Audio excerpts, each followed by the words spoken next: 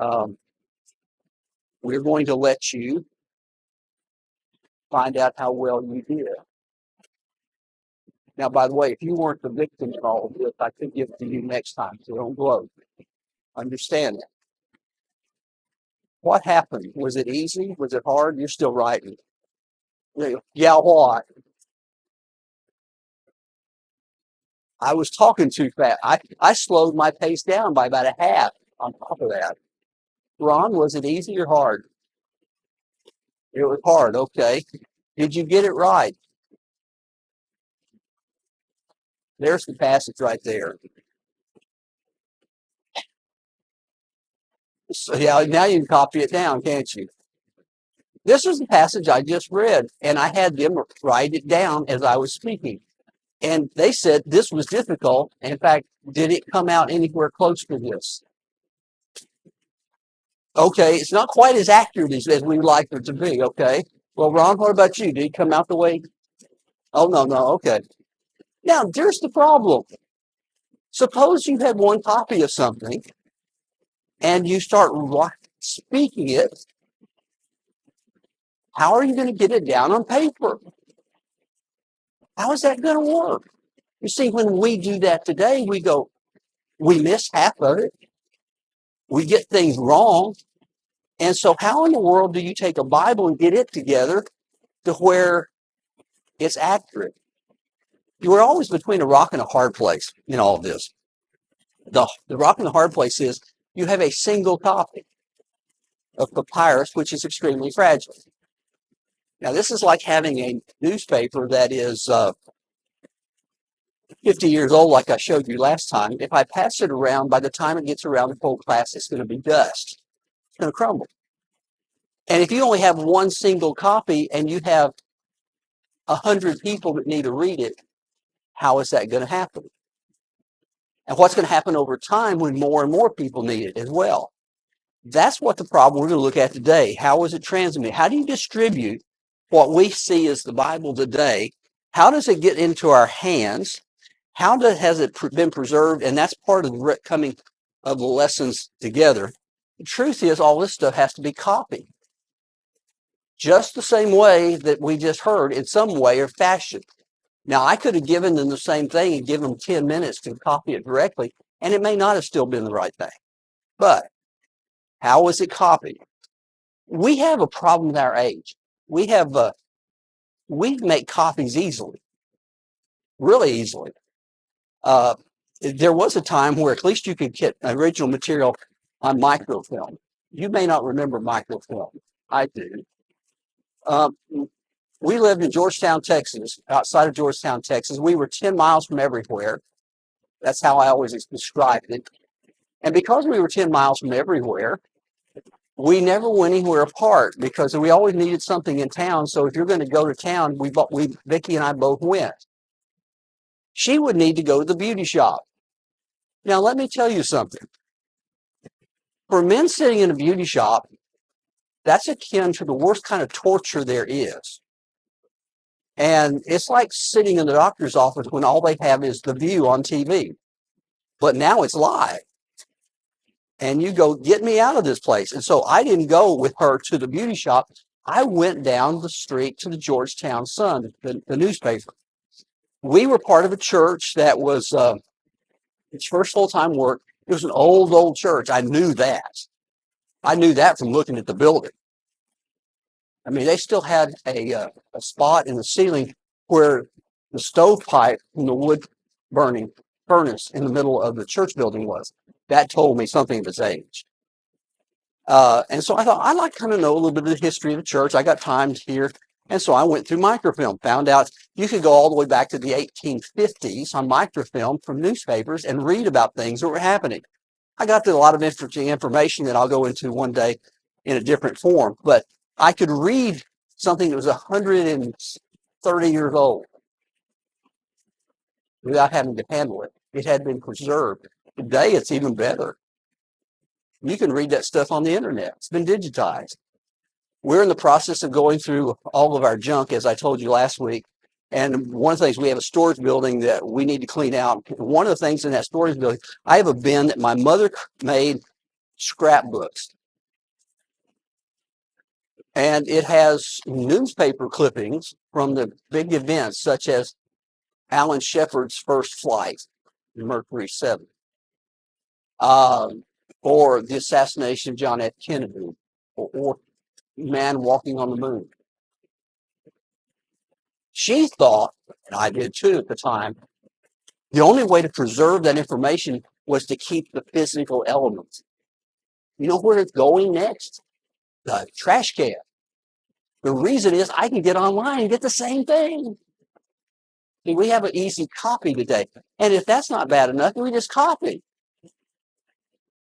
We throw it on a copy machine, says, make me 10. We make 10 of them. Yeah.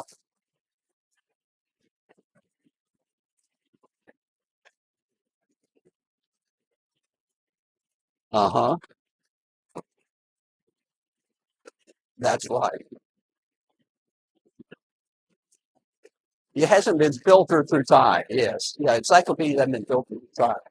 But they're also not up to date. I had some encyclopedias, air and space encyclopedias, that were put out in 1968. You know what it leaves out? Everything that was important. Landing on the moon, everything past that. So you don't keep them because they're, unless you just like to hold books. And you can buy books by the foot, by the way, at used book places. So if you're a decorator and you need fancy books, I've given away sets of fancy books that's going to end up in somebody's real estate section one day because they're trying to decorate the house.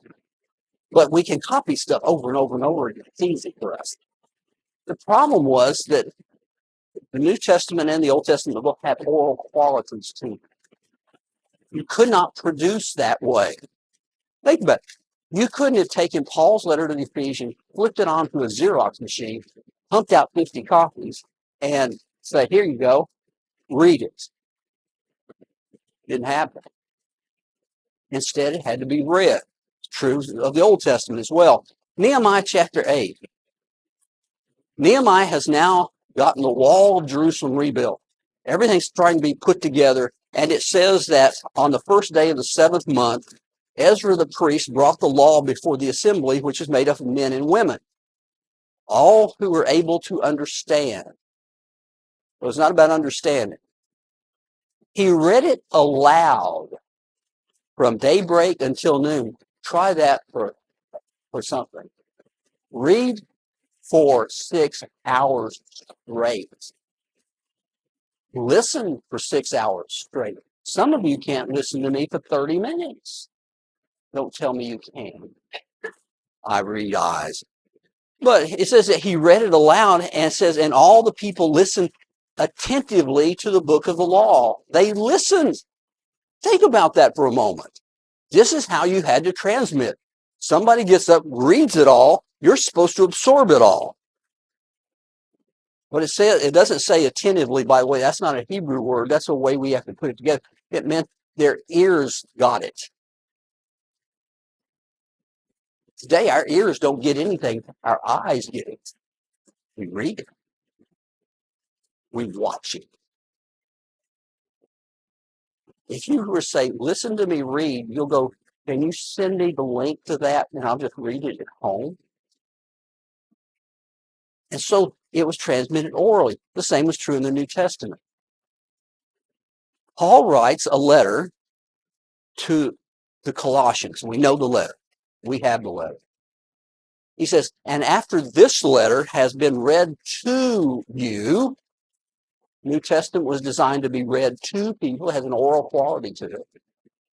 See that you also read it to the church, to see that it is also read in the church of the Laodiceans, and that you in turn read the letter from Laodicea. Paul writes a letter to Laodicea. We don't have a clue what is in that letter. Never read it, never had it.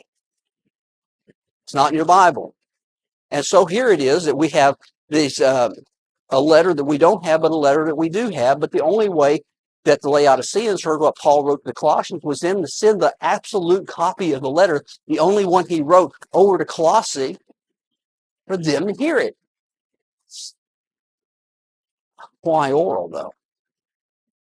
Well, they didn't have very good materials. They were very limited. You remember last week we showed you the video of them making papyrus and how long that would take. They didn't have a lot of papyrus. You took a lot of care with that. Today we can capture almost anything. I'm recording this class to be put up on YouTube come Wednesday, and if everything got turned on right, at least. And so whatever I'm doing here is captured. That was not true years and years and years ago. 500 years ago, 1,000 years ago, everything had to be done differently. So they had to develop a better capacity for listening. You know one thing? We don't know how to listen anymore, do we? When people start talking, we start clicking off. In those days and times when people started talking, they clicked off. Amazing thing. And so that had to lead to copying of the text. Why? For a lot of reasons. Now I want you to look at this picture. We're going to return to it. Think about what that's like. For instance, we know this was done. This is a map. And my pointer, there it is. Right down there in that red dot, there is a place. It is a cave. That cave in 1947 became famous. It's in the cliffs above the Dead Sea. And a little boy, and we're going to come back to this later in a lesson, a different lesson. A little boy had lost a sheep. Sounds like Little Bo Peep, doesn't it? But his dad sent him to find the sheep. Well, he goes up into these hills because the sheep just wander all over everywhere. And he is like any other boy. He is bored stiff in doing this. And so he picks up a rock and chunks it into a cave. And suddenly he hears a crash. Wonder what that was.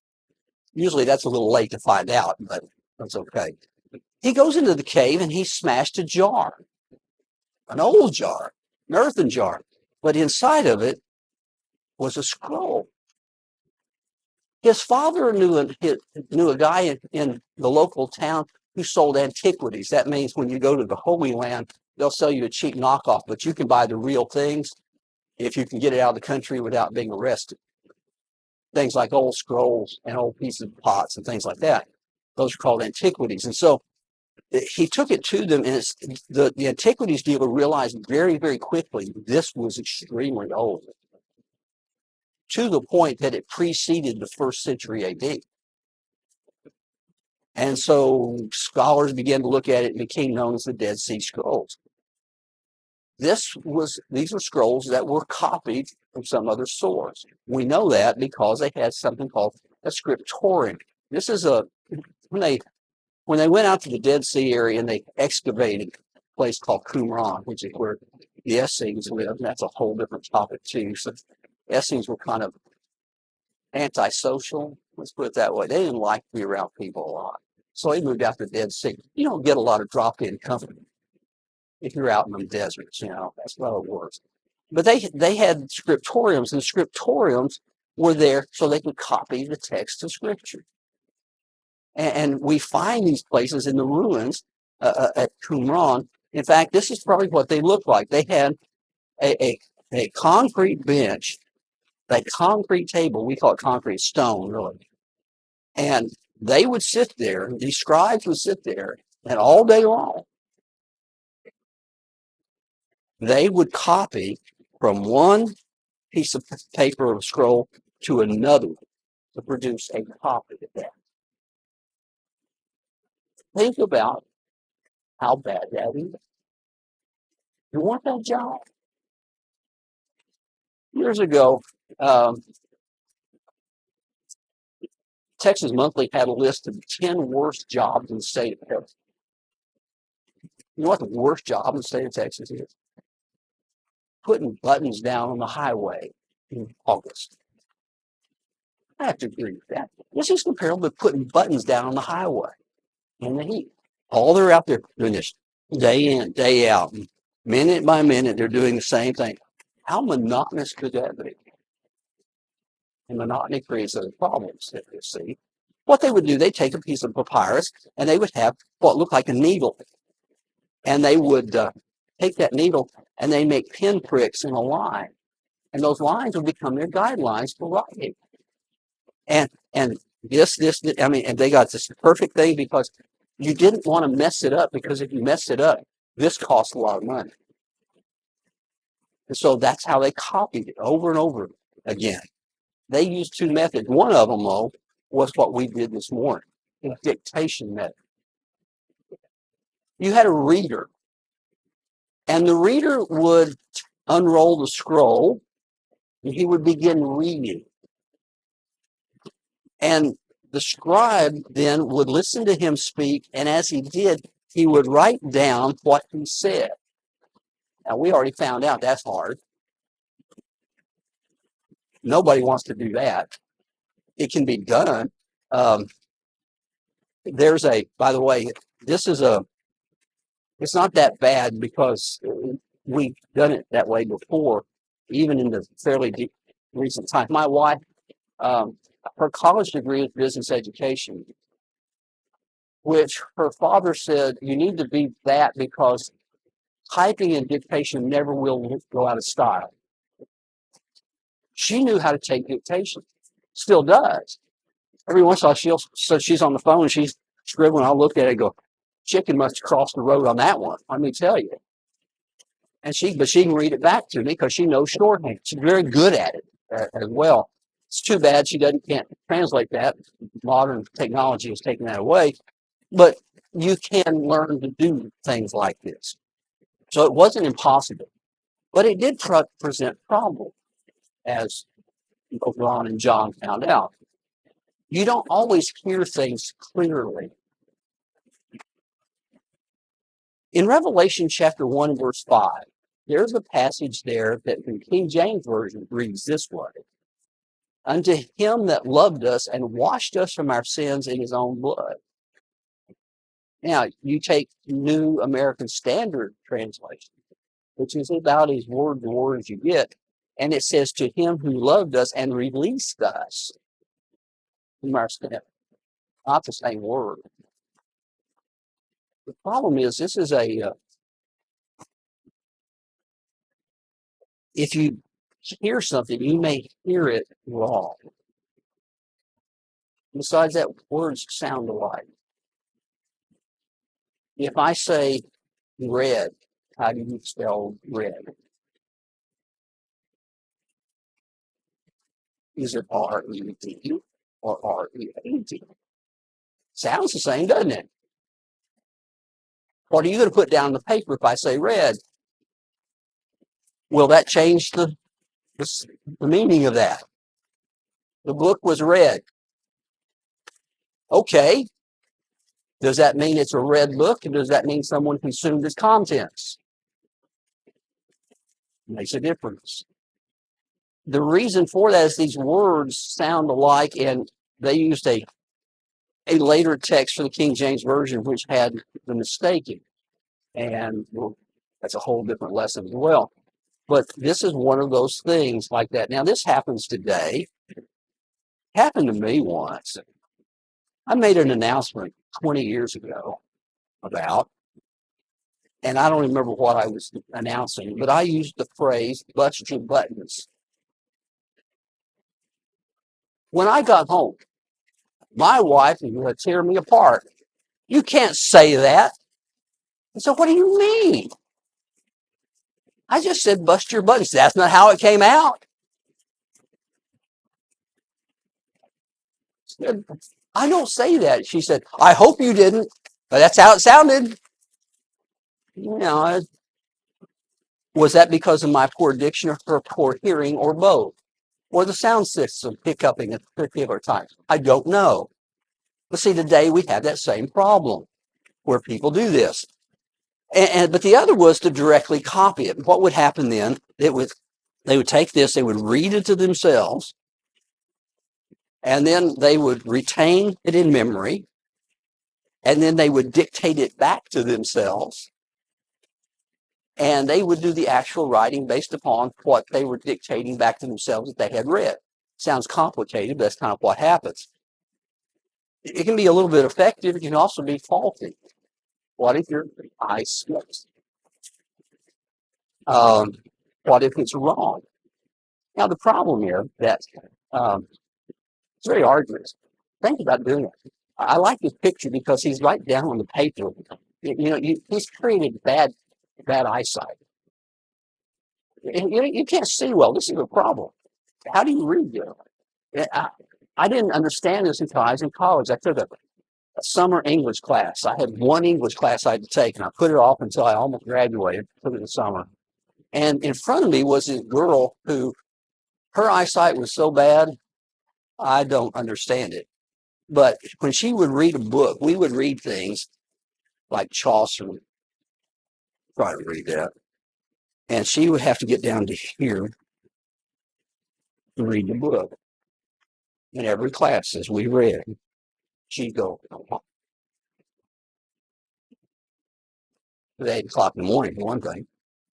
But she couldn't see it. She had to get that close to it. And it's hard to believe what they had to do in order to make that happen. It's so tough on them that they made notes in the margins about their work. One said, "He who does not know how to write supposes it to be no labor. But though only 3 fingers write, the whole body labors." They were bone tired when they got finished. And they were only using this. No, they were using everything. Another of those said this: "Writing bows one's back, thrusts the ribs into one's stomach, and fosters a general debility of the body." When they got finished at night, it was like they'd done manual labor. It was hard. Nobody really wanted to do it, but they were motivated by the necessity to do it. But the other was speed. Don't pump that out very fast. It would take days, maybe. As churches began to multiply over time, there was more of a need to say, what did the apostles say? What do you do if there's one copy and it's making a circular letter being passed around the churches? You may get one shot at it. So how do we produce enough so that these burgeoning Christians, these burgeoning churches have an accurate picture of what God wants them to know? That's the idea. Well, the only way to do it was to copy it. But you have a problem with speed and accuracy. When the speed increases, you get more copies. But when the speed increases, your errors go up. Which do you want? More copies or better copies? You can say better copies. Remember, if 15 churches need the same thing at one time, what are you going to do? Here's the problem. The other was a cost. Now, today, you can buy a Bible like this, by the way. The American Bible Society sells these by the case at around $5.50. They used to be $1, by the way. But that's because we mass produce them. But, for instance, this is the Codex Sinaiticus. It is a copy of the New Testament. It's one of the best copies in the world. Its story is fascinating and we'll cover in a later time. It is a codex. It is a book that's been put together with sheets of papyrus. To produce the Codex Sinaiticus, it cost $1,440,000 in today's money. How would you like to go to the store and say, "I need a Bible"? And say, "Good, it'll be $1.5 million. Would that be cash or check?" See, that's ridiculous. That's what the cost was, because a human being was doing it. And so it was. But it also made mistakes. Errors began to creep in. So how do you deal with the errors? That's a human idea, by the way. It's human on everything. It happens when you're copying. It's also happening when you're writing. Vicki knows this. I write a bulletin editorial. Wednesday, she writes me, said, "What does this mean?" It made perfect sense on Monday. I'd left out a word. I changed the verb tense. Why? I'm editing in my head. So I correct it, and she patiently puts it back in, probably snickers to herself, there goes that old guy again. But I did that when I was in my 30s. It's human to do that. And so you have to find a way to say, how do we keep it accurate? Interesting idea. One thing they did, they counted numbers of lines. How many lines are in the New Testament? You know that answer? How many lines are in the book of Matthew? How about that one? That's even smaller. For a sermon last Sunday night, I had to come up with how many words was in the book of Jude. There's 472 words in the book of Jude. I had to count each one of them, too. Matthew, though, they found out has 2,560 lines of text. If it had 59 or 61, something was wrong. Mark, shortest of the Gospels, had 1,616 lines of text. Luke, the longest, had 2,750 lines of text. And John had 2,024 lines of text. And so when they needed to check, they would start counting lines. And if the lines were off, they had to find out where the mistake was. That gets you very careful over time. But the other way was something even more fascinating. The Masoretic text. That was the text of the Old Testament. It was produced, and it was produced somewhere around 1000 AD. Quick lesson in Hebrew. Hebrew doesn't have vowels, only consonants. And up until 1000 AD, nobody knew really how the pronunciation was. So the Masoretes came along and says, because we're going into much more of an educated type society where people read, they need to be able, and the generations were passing, and you needed to pass along what it really did say. They came up with these little pieces of dots called vowel points. And that's how they determined how you pronounce the word. You know, the problem is the Semites came from Shem. How did that happen? Because the letter S in Hebrew can go sh or s. How do you know which it is? Well, one has a point over the right side, the other has a point over the left side. Somewhere over time, that got mixed up. So sh became s. You get something free every time, so that's okay. They would count words per line like they did in the New Testament, but they also knew what the middle letter of the book was. Do you know what the middle letter of the book of Acts is? I don't. They knew the middle letter of the whole Old Testament. They also added things. They knew when things were added or omitted and became unreadable. You made a mistake if it didn't add up. You know what they did? They threw it in a fire. A year's worth of work may be gone. That's how serious they were about accuracy. And so this is what the Masoretic text looks like. This is Jeremiah chapter 26, 18 to 27, 6. And there are these pieces here. By the way, those little dots there you see, and the little T, those are the vowel points. But over here on the side, there is an interesting idea in that these things are what tells you how many letters are in that line, or what the middle of it is, or some other interesting information the Masoretes used to keep track of how accurate the text was. They did this. They were the consummate CPAs of their time. They counted everything. But this is the reason we have an accuracy in the Old Testament especially, but also in the New Testament. But how was this all preserved? The problem is preservation is hard. You see, the problem is that if all of this stuff is based upon papyrus and animal skin, two things happen. Over time, both degrade. So you have to keep making more copies, newer copies, fresher copies. And you have to make sure they're accurate as you make them. And you have to produce more of them as you make them. And the more you get, the more accurate you have to be. And so it gets to be a vicious cycle over time. Which brings us to why we still have a lot of what we have. In 70 AD, the Roman general Titus laid siege to the city of Jerusalem, as Jesus predicted in Matthew 24. The city would be destroyed. The temple would be destroyed. The Jews would be destroyed pretty much. The ones that survived fled to Masada at the base of the Dead Sea. And there they committed suicide before they could be taken. There was one man who was favored of Titus. His name is Josephus. Josephus was a Jewish historian of the time. Much of what we know about the first century comes from Josephus. We know much about what the secular view of Jesus was, about the growth of the church, how the Romans changed things, and how the Herods operated.